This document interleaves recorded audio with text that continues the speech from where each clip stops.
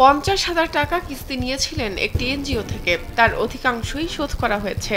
তবে আর্থিক সমস্যার কারণে 15,000 টাকা শোধ করতে পারেননি গৃহবধূ নূর নাহার।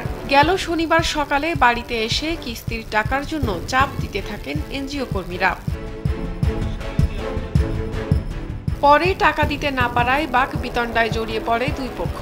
এ সময় নূর নাহারের স্বামীকে মারতে তেড়ে যান এনজিও কর্মীরা। তখন নূর নাহার তার স্বামীকে বাঁচাতে গেলে তাকেও মারধর করেন তারা। এ সময় প্রতিবেশীরা নূর নাহার বেগমকে উদ্ধার করে উপজেলা স্বাস্থ্য কমপ্লেক্সে ভর্তি করেন।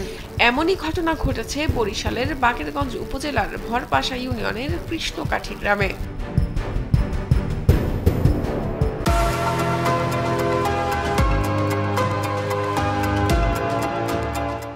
মারধরের শিকার ওই গৃহবধূ নূর নাহার বেগম জানান, রিক এনজিও বাকেরগঞ্জ শাখা থেকে তার স্বামী মিলন গাজীর নামে 50,000 টাকা মাসিক কিস্তিতে ঋণ নিয়েছিলেন। প্রায় কয়েক বছর ধরে ওই সমিতি থেকে ঋণ নিয়ে নিয়মিত পরিশোধ করে আসছিলেন তারা। তবে এবার টাকা দিতে পারছিলেন না বলে বাড়িতে এসে মারধর করা হয় তাদের। টাকা ওই এনজিও লোক আসছে বাড়ি, এটা তো নির্দিষ্ট মেয়াদ আছে, 5 তারিখ বা 6 তারিখ, তারিখ মানে 4-5 দিন পিছিয়ে গেছে। তবে তোর আব্বু কইছে 1 সপ্তাহ পরে দিন, এত হারা মানে না।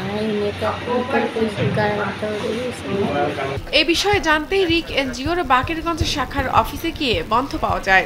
পরে ব্রাঞ্চ ম্যানেজার সাইদুল ইসলামের মুঠোফোনে যোগাযোগ করা হলে তিনি জানান, গ্রাহকের বাড়িতে গেলে তাদের অকথ্য ভাষায় গালিগালাজ করেন নূর নাহার বেগম ও তার স্বামী।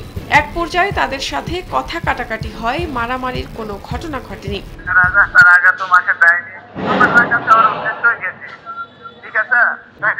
উনি আরো বেশি উত্তেজিত, মুখ খারাপ করছে, আমরা মহিলাকে একটা স্কুলের আন্তরও দেয়নি বা ওনার সাথে উচ্চবাচ্য কোনো কথাও বলিনি।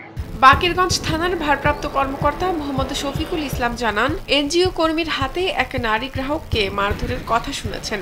এখন পর্যন্ত কেউ লিখিত অভিযোগ করেনি। অভিযোগ পেলে তদন্ত করে ব্যবস্থা নেওয়া হবে।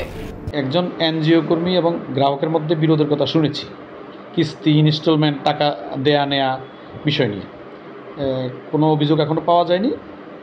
অভিযোগ পেলে আমরা যথাযথ আইনগত ব্যবস্থা নেব। এই ঘটনার সুষ্ঠু তদন্ত করে বিচারের দাবি এলাকাবাসীর। শাহনাজ পারভিন, কালবেলা।